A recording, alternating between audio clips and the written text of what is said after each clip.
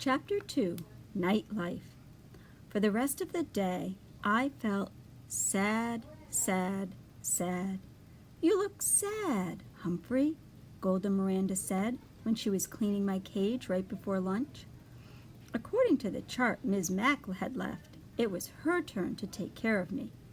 Thank goodness. Miranda was the best cage cleaner and never said yuck. She put on throwaway gloves, then cleaned my potty corner, changed my bedding, gave me fresh water, and finally, oh joy, gave me fresh grain, some lettuce, and mealworms. This will make you happy, she said, as she slipped me the special treat she'd brought from home, cauliflower. Naturally, Miranda had good taste. I promptly saved it in my cheek pouch until I could store it in my sleeping house. Hamsters like to stash food for the future.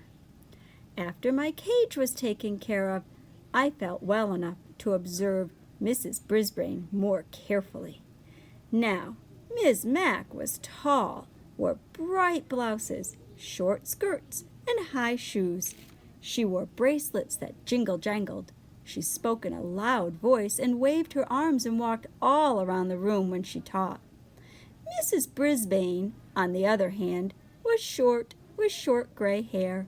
She wore dark clothes and flat shoes, and she didn't jingle-jangle at all. She spoke in a voice just loud enough to hear and sat at her desk or stood at the chalkboard when she taught. No wonder I was feeling drowsy after lunch. All that nice food and all that soft talking.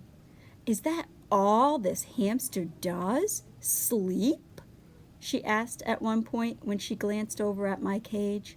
Well, he's ternal, replies Raise Your Hand, Heidi Hopper. Raise your hand, Heidi, said Mrs. Brisbane. What's ternal? You know, ternal. He sleeps during the day, said Heidi. I was wide awake now.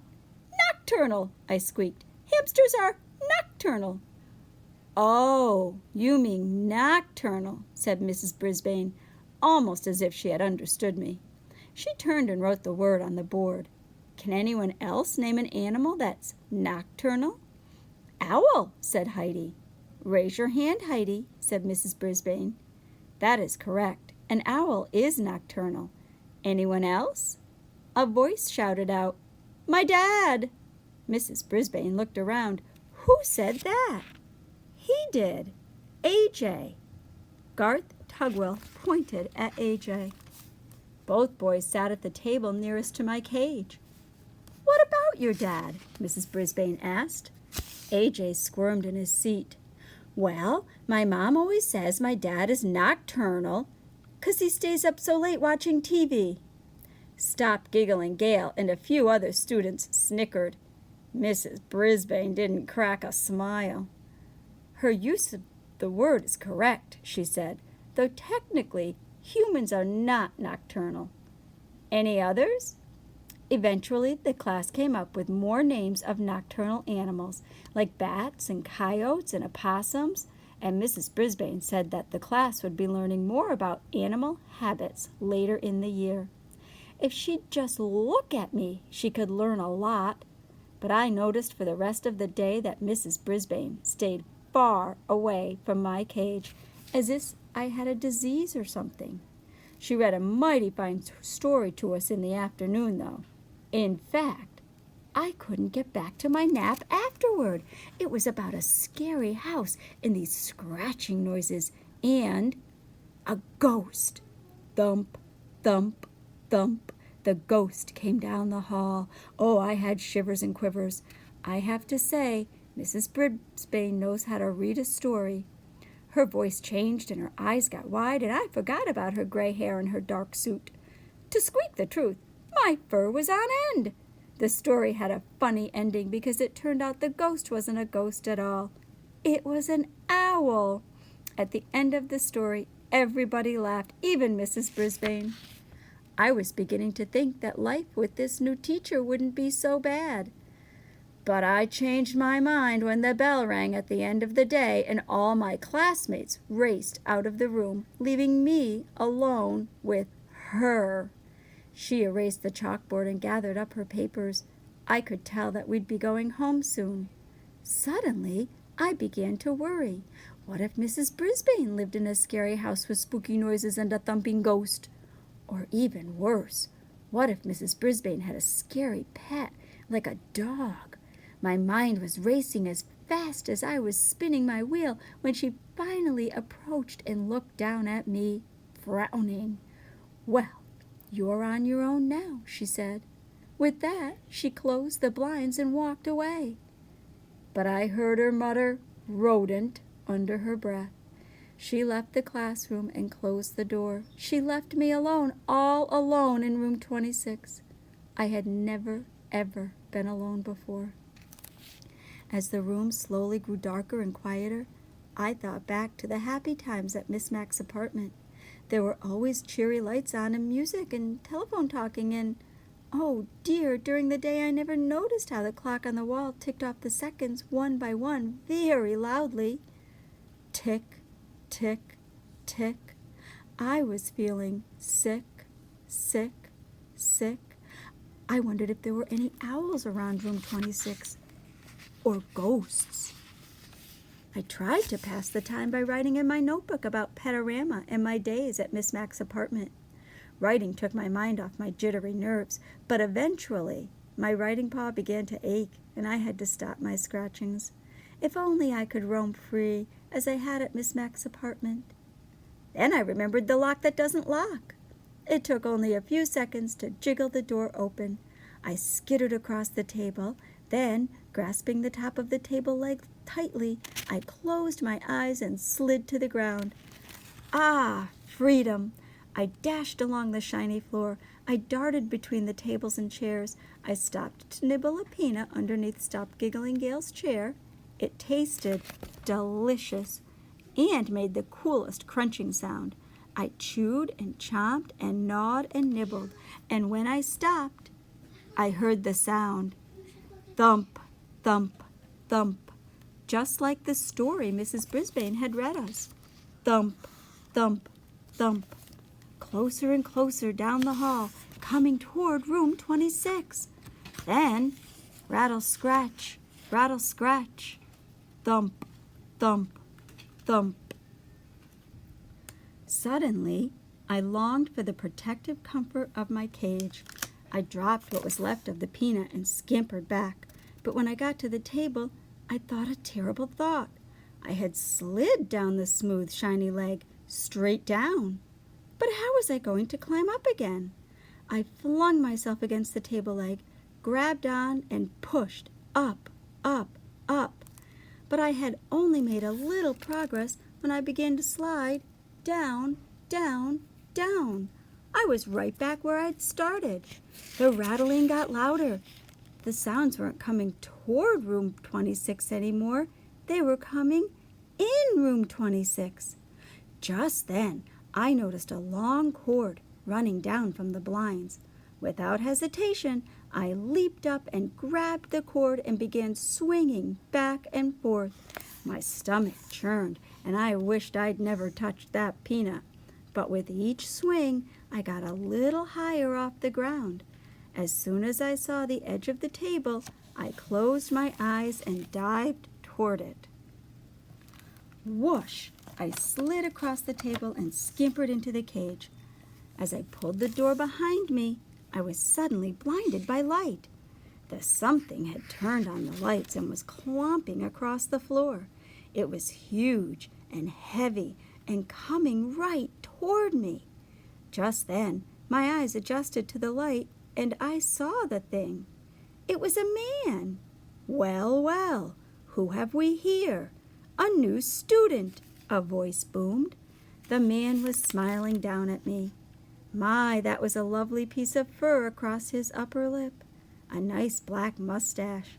He bent down to peer in at me. I'm Aldo Amato, and who are you? I'm Humphrey, and you scared me half to death, I told him. But as always, all that came out was squeak, squeak, squeak. Aldo squinted at the sign on my cage. "Oh, you're Humphrey. Hope I didn't scare you half to death," he said with a laugh.